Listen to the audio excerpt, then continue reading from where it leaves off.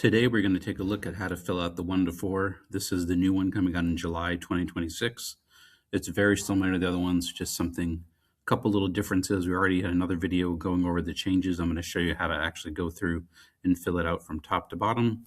Remember, I'm not your broker. I'm not a lawyer. I'm not giving you legal advice. I'm just showing you some of the different spots, some of the best practices as I see it. This is my opinion. So take that with a grain of salt. If you haven't liked or followed, please do. Love to have you join the family, and we'll start. Okay, so the beginning, of course, you can see right here, the seller goes first. So this would be your seller. You put their information in. If there's two sellers, you put one in each line, not together in the same line. Same thing from the buyer, one or two buyers, etc. And then you can put that in there. Lot, block, this here is your legal description, whatever the legal description is, the city, the county, and then the address. So again, lot, block, legal description, city, county, address. And then you just fill those in. If there's any exclusions, they would go here. And now remember, generators is now considered part of the improvements. So if anything is permanently installed and built in and they want to keep it, that's an exclusion. So you have to make sure you put that in there. The sales price, the way it runs, this is the first line, is down payment, or any, like, if it's an FHA, 3.5% down, conventional, whatever they're going to put, 5% is standard, or at least 5 or more, 20% down, whatever. This would be the down payment. The second line is what they're financing. And you notice right here, 3B, you check third-party financing if they're financing. If not, you can do a loan assumption, which is an addendum, or seller financing addendum. That's now an addendum as well, not just something you do on the side. It's part of the contracts now. And then here should be the full price. So if it was a veteran or VA loan, there's no money down. This would be 0.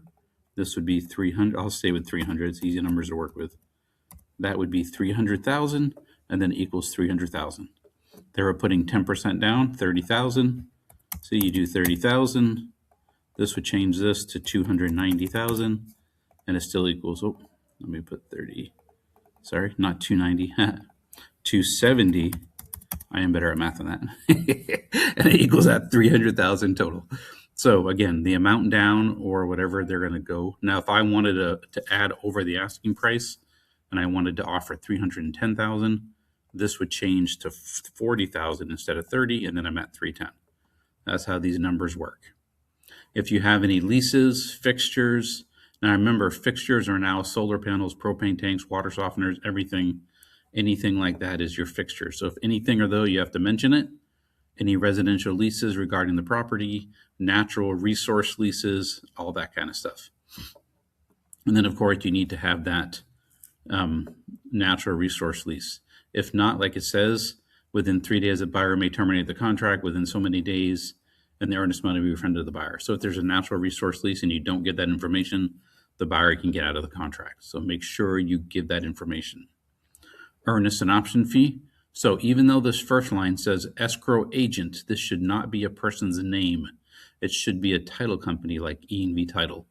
Okay. And then at the title company and name twice. I don't know why they put an agent. You're not giving money to an agent. You're giving it to the title company. They're just representing the title company. So don't put the person's name there. Put a title company. And then here's another title company name. And this is actually the address. Sorry. The other one is the name, but that's your address. Let me close that so we can see a little easier. Again, title company name, address. Here's your earnest money, and here's your option fee. Earnest is usually 1%, but you can have $1 earnest. You can have 0. Whatever you want to do for earnest, but you work out with your deal. Most people do 1% to show their shares. Option fee right here, $10 a day. Right here, 10 days would be your termination. Now, if I had to say my client doesn't have a lot of money and they have to wait to put the rest of the earnest money after a certain amount of time, if I wanted to say now we're at 300,000, so 10%, 1% would be 3,000. So if I only have 1,500 here and I'm going to do another 1,500, another 15 days, that would be if my client couldn't afford to do it all at once. And then we're going to go through and do it kind of like that. So there's different ways you can do that if you need to help your client who might not have as much money to go through. Now remember, when you deliver the earnest and option money, You have 3 days. The executed date is day 0 for everything. So if today, for example, say today was Wednesday, and it is a Wednesday. So today's Wednesday, Friday's a holiday with July 4th, and just happened to be on that days. So Wednesday is day 0, Thursday is day 1, Friday is a legal holiday, so that doesn't count. Saturday, Sunday doesn't count right here. Saturday, Sunday doesn't count. Monday would be day 2. Wednesday would be day 3. So if you wanted a contract today on Wednesday, I would have 7 days to get the information in. Now, if I only have a 10-day option and you're a smart listing agent, you're not going to let someone do an inspection until you have the earnest and option. So they're going to waste 7 days of their option period if they wait to the last minute before they can get an inspection. So make sure you understand the way the contracts work so that you can get this money in quick enough, because you lose the whole weekend. Remember, option period counts every day till 5 p.m. on the last day. So you got to remember that that works, okay? So you got to make sure you timely deliver it. You got to make sure you do it. Like it says right here, if no dollar amount is stated in the option fee, or if they fail it, buyer shall not have the unrestricted right to terminate. So make sure if you have this option fee right here as the $100, and then you're going to be good. If you have nothing in there, you don't have an option fee, okay? So again, usually the seller pays the title policy for it. The buyer pays the buyers, the seller pays the seller. So I'm trying to say, this would be the buyer paying it for their owner title policy. They could also try to get the seller to pay it, whatever you want to do, and this would be the title company. It's normal. Now, it's always good to have the buyer or the seller get this little addendum, shortages in areas, just as adds a little extra insurance. It makes it a little safer for your client. It's very inexpensive. For $300,000, I think it's something like $150, $200. So if nothing else, let your commission suck that up. If you have nothing else to do, try to do it like that. Don't worry about that. I'm going to skip, then you get your title commitment, all that coming in. The survey. So again, box 1 would be if you think you have a survey. Remember, you need a survey and a T47, not just one or the other. And if the seller fails to furnish the time prescribed, they're not going to accept the buyer to obtain a new survey at sellers or buyers no later than the closing date. So the first one is if you have one, make sure you put it in there, and make sure you have the T47. You have to have both. Second is if the buyer's paying for it. Third is if the seller's paying for it. Just keep that in mind, simple. And then if you have one, you could put 5 days, whatever you want in there, because you already have one. It's not a big deal. If there's any objections, you'd put them right here, which would be like the property must be used for a short-term rental, Airbnb, or a daycare or something like that. That would be an objection. That would do that. Because if there's an objection, the property couldn't be used for that, and the buyer receives a commitment, and they say, you can't use it for that, the seller can get out of the contract. So make sure if you're a listing agent, you know what the property is zoned for and can be used for. If it's R1, R2, and it's only residential, et cetera, it can cause trouble if someone tries to put a multiplex on it or a multifamily if it's not R3. So you got to make sure you have things like that organized and ready to go.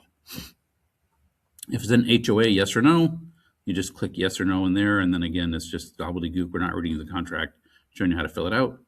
This is all just the words. And then when you get into here, the property condition. So you're either going to say here, seller's disclosure. You're going to say either I have it, or I already have it, or I need so many days to get it. If you're a listing agent, please don't list a home without a seller's disclosure. Very important. Okay, so make sure you do that. Now, of course, if it's a certain, there's very, very few cases.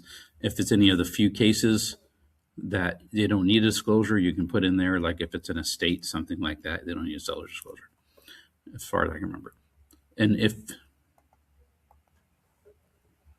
so that would be one of the ways, yes. So if it's an estate, you wouldn't need a seller's disclosure, things like that. So again, make sure you have it if you're a listing agent, if not as a buyer's agent. If you have it, make sure if they have it listed in their additional information, be respectful enough when you send in the contract to get it signed and then mark I've received it. If not, then hey, your client has another out to your buyer if they don't give it to you. Now, if you need lead-based paint, make sure you have that. Now, this right here, you can either say client accepts the property as is.